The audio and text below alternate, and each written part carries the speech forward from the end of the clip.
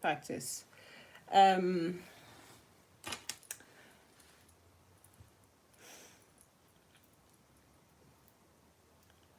hey guys, so tomorrow is my theory driving test, and tonight I just want to do my final revision.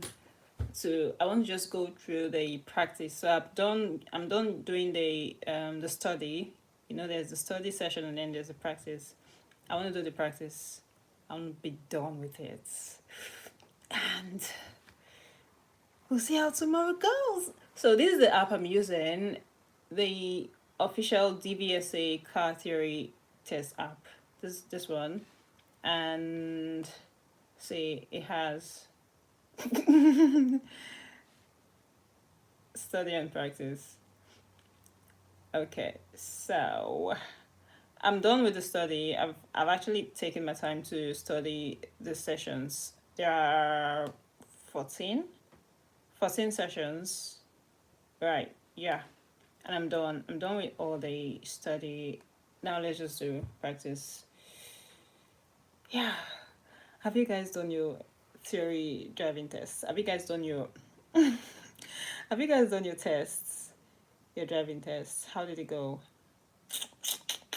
The rate at which people are failing it. Oh Christ. Well, I'm not gonna fail it anyways. I have I have strong faith. I have strong faith that I'm not gonna fail it. Who's joining me? Right, so I'm gonna take.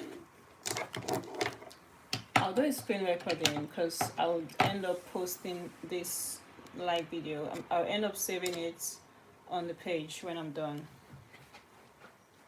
But now that I'm doing it, you can't. Maybe I'll just turn the screen and show you. So right, I'm on the practice page now. I've already done it before. Yeah, I've done everything before. So um the topics we use, the topics they would ask questions on are alertness, attitude, safety and your vehicle, safety margins, hazard awareness, vulnerable road users, other type of vehicle, yada yada yada. I have, from my practice so far, I've done 100% accuracy on most of almost all. I just have vehicle loading and incidents and accidents and emergencies. I think there was just one question I didn't get corrected there, and that's why that's 98%. Then I have vulnerable road users. Right, let's just start. Let's just get on with it. Alertness. Continue. So how I like to do the practice is I like to do them one after the other. So I'm going to start with alertness, right? And I'll do continue. When I'm done with that, I'll get on the next topic. I'll get on attitude and I'll do continue. Rather than doing everything at once, it's just going to be haphazard like that. In total, I've done I've calculated how many questions. So they are like 773. Yeah, 773, including video clips. Yeah. And for the hazard perception, there are 36. Yeah, there are 36 for that one. Right, let's just start with alertness. I want to freshen my brain. So when do windscreen pillars cause a serious obstruction to your view when you're approaching bends and junctions? This is what I'm doing. So I'm just in alertness, and there are 26 questions on the alertness, right? So I'm just gonna answer everything one after the other, and I got number one correctly. On to the next. What's most likely to distract you while you're driving? Using a mobile phone, correct. Why should you switch your headlights on when it first starts to get dark. When it first starts to get dark, why should you switch your headlights on? You should do this so others can see you more easily. Correct. Number four, why are these yellow lines painted across the road? This question. So it's to make you aware of your speed. I hope these are the questions that will just come out tomorrow. These exact questions that I'm answering right now. What should you do before slowing down or stopping your vehicle? You should use the mirrors. Where should you avoid overtaking when you're approaching a dip in the road? What's likely to happen if you use a hands-free phone while you are driving to divert your attention? You're driving on a wet road. What should you do if you have to stop your vehicle in an emergency? Keep both hands on the steering wheel. Yep. What should you do when you move off from behind a parked car? Look around before moving off. Right. What should you do when you're approaching traffic lights that have been green for some time? You should be ready to stop. Right. That's there. You are driving your car. When may you use a handheld mobile phone? Only when you've parked. When you've parked safely. Correct. Number 12 already. What should you do if you cannot see clearly behind when you're reversing? Ask somebody to look for you.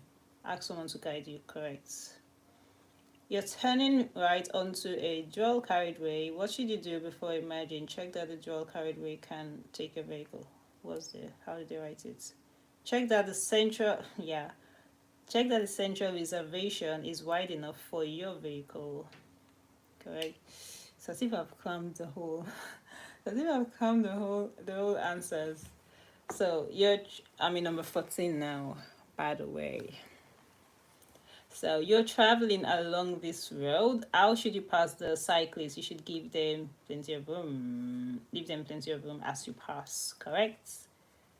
Why should you use your mirrors when you see a hazard ahead to know how your actions will affect those behind you? How to do they right? How they write it? To assess how your actions will affect. Man, I've crammed everything. I've crammed everything. To assess how your actions will affect the traffic behind. Correct. What should you do as you approach this bridge? Slow down. This is a hump bridge. Hump bridge. Correct. Slow down.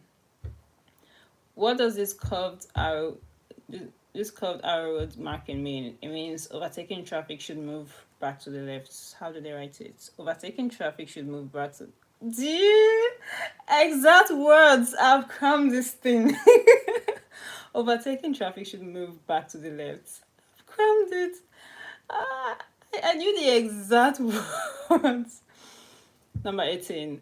You're waiting to emerge from a junction. The windscreen pillar is restricting your view. What should you be particularly aware of? Those motorcyclists, be aware of them because they can come from behind, come from wherever. So, motorcyclists, correct. There are objects hanging from your interior mirrors. Why could this be a hazard? It will restrict your view, something like that. Yeah, your view could be obstructed. That's how they put it. What should you do if your mobile phone rings while you're driving or riding? You have to park safely before you can take the call. How do they write it? Leave it until you have stopped in a safe place. Correct. 21. What should you do before making a U-turn? How did they write this one? What should you do before you make a U-turn? You have to look over your shoulders. Right, look over your shoulder for a final check. Checkmate. Look over your shoulder. Right, 22 already. You are waiting to turn right. How's this live going? I mean, I don't really do YouTube live, so I wouldn't know if you guys, like, am I even audible? Is this clear? If it was TikTok, I would understand how. But here, am I supposed to do something to enable comments? I don't even know.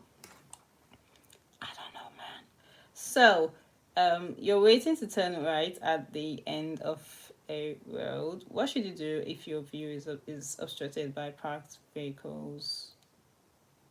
Move, stop, and then move forward slowly and carefully for a clear view. That's the correct answer. Stop and then move forward slowly. Right, correct. How can you make sure that a sat nav system doesn't distract you when you're driving? You have to set it before you start the journey. Set it before starting your journey, correct? You are following a large vehicle. Why should you stay a safe distance behind it? To enable the driver to see you. Yeah. Yeah, to give the driver the chance. To give the driver a chance to see you in their mirrors. 25. What does the term blind spot mean? An area not visible to the driver. Exact words. 26. You are on a long motorway journey. What should you do if you start to feel sleepy? Leave the motorway and stop in a safe place, something like that. Leave the motorway and stop in a safe place. Gosh, I've crammed this thing. Exact words. Leave the motorway and stop in a safe place. 26. I'm done. I got everything. I got everything. Right, practice. We'll get on now to the next one. Attitude. Attitude is 38 questions. Oh, Christ. Right, attitude. Continue. Continue. You're driving on a clear night. Which light should you use if the national speed limit applies and there's a steady stream of oncoming traffic? Dipped headlights. That's it. What should you do when a person herding sheep asks you to stop? You should stop and turn off your vehicle. Yeah, stop and switch off your engine. Like, stopping is not enough. Switch off that damn engine. Don't startle the sheep. You're in a one-way street and want to turn right. Where should you position your vehicle when there are two lanes? One-way street, you want to turn right. Position it on the right, in the right-hand lane. Correct. What should you do when you are overtaking a horse and a rider? Give them space. Give them right. Go past slowly and carefully. Yeah. What type of emergency vehicle is fitted with a green flashing beacon? Doctor's car. You wish to turn right ahead. Why should you take up the correct position in good time? To let other drivers know your intention, something like that. Right, to help other road users know what you intend to do. You're waiting in a traffic queue at night. How can you avoid dazzling drivers behind you? Use dipped headlights. No, not that. Use the parking brake. That's the correct one. If you're waiting in traffic, you should take your foot off the foot brake and use the parking brake. Correct. Zing. Number 8. You're driving along this road. What should you do if the red car cuts in close in front of you? You have to drop back and keep a safe distance. Right, so drop back to leave the correct separation distance because this damn red car wants to prove itself that it has somewhere more important to go to. Right, drop back to leave the correct distance. Correct. Number 9, which vehicle will use a blue flashing beacon? Bomb disposal. Yeah. Bomb disposal. What should you do if a vehicle pulls out in front of you at a junction? What should you do? Slow down. Wait. Pause. How do they write it? Slow down and be ready to stop. Yeah. You're approaching a zebra crossing. What should you do if pedestrians are waiting to cross? Pedestrians, allow them to cross now. What did they say? Slow down and be ready to stop. Right. On a road where trams operate, which vehicles will be most at risk from the tram fails? tramways, cycles, bicycles, motorcycles, all the cycles. You are in a lane of traffic. What action should you take if the driver behind is following too closely? Slow down and keep a increase the separation distance from your car and the one in front, something like that. Slow down, gradually increasing the gap between you and the vehicle in front. Correct. Boom, boom, boom, boom, boom. What style of driving causes increased risk to everyone? Competitive. Which type of crossing allows cyclists to ride across with pedestrians? Toucan. Toucan. So how I even do that? That toucan is like saying two can go. So cyclist is one, pedestrians one. Now the two of you can go. So you can use the toucan crossing. That's how I just arrange this in my head. You are approaching an unmarked crossroad. How should you deal with the junction? Be ready to stop, slow down. Nobody has priority. Slow down and look both ways. Correct. You're being overtaken by a long, heavily laden lorry. What should you do if it's taking a long time for it to overtake? Keep waiting. If you know what's good for you, slow down. Slow down. Allow it to finish turning, even if it's taking a long time. Which instrument panel warning light would show that headlights are on? Main beam, the blue boom, that one. The conditions are good and dry.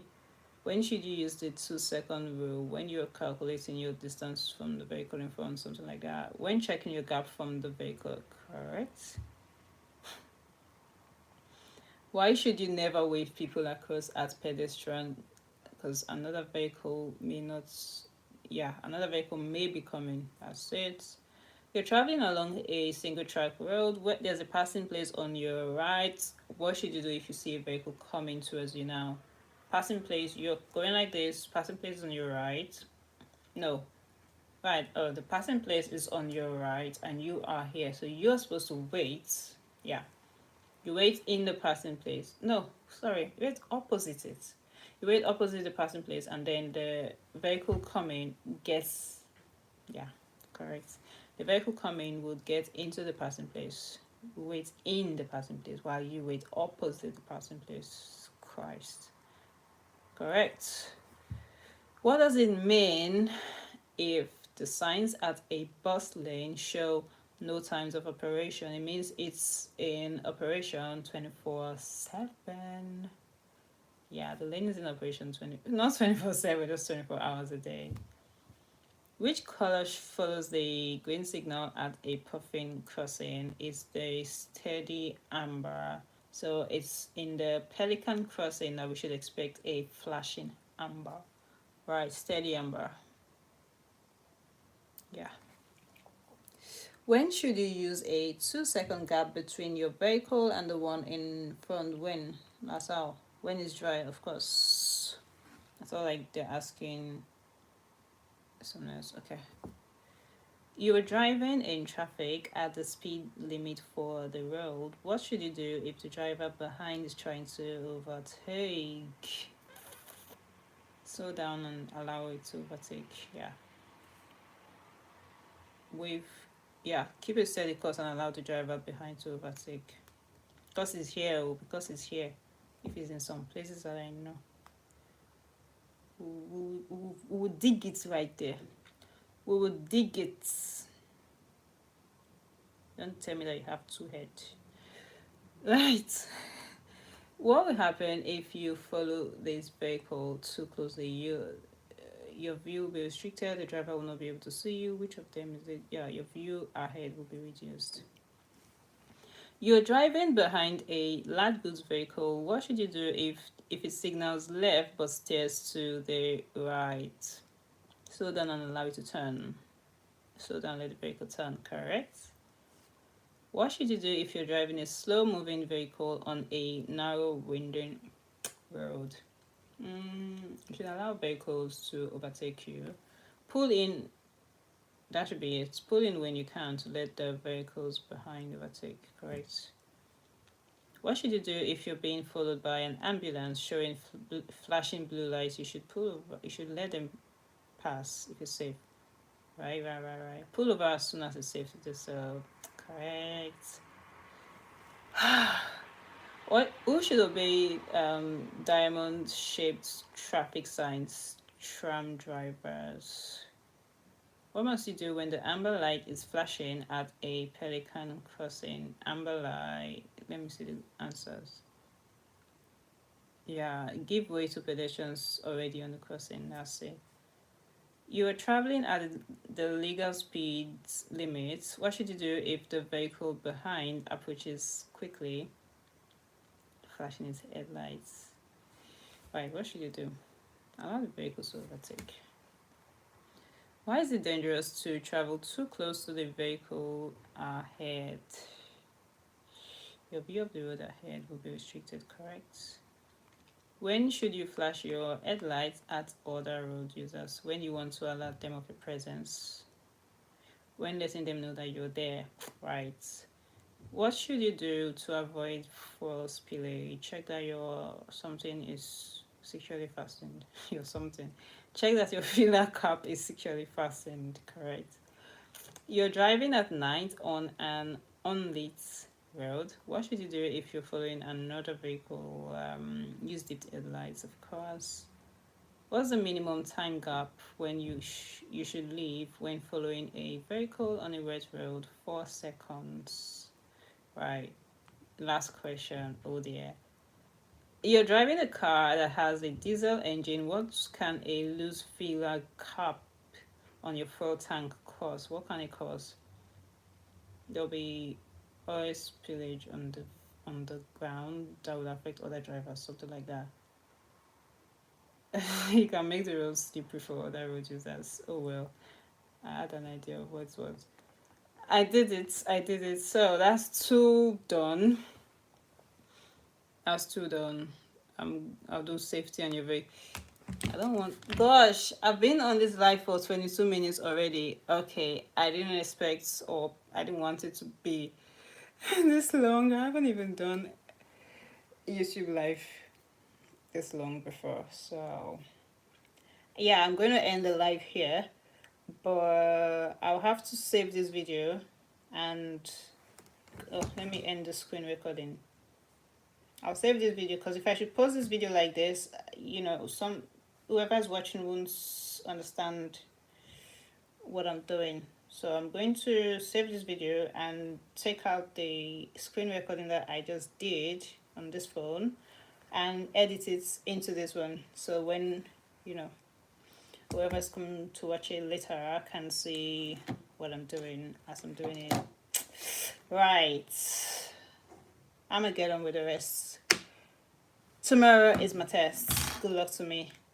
Thanks for watching. Thanks for staying on my live. Bye.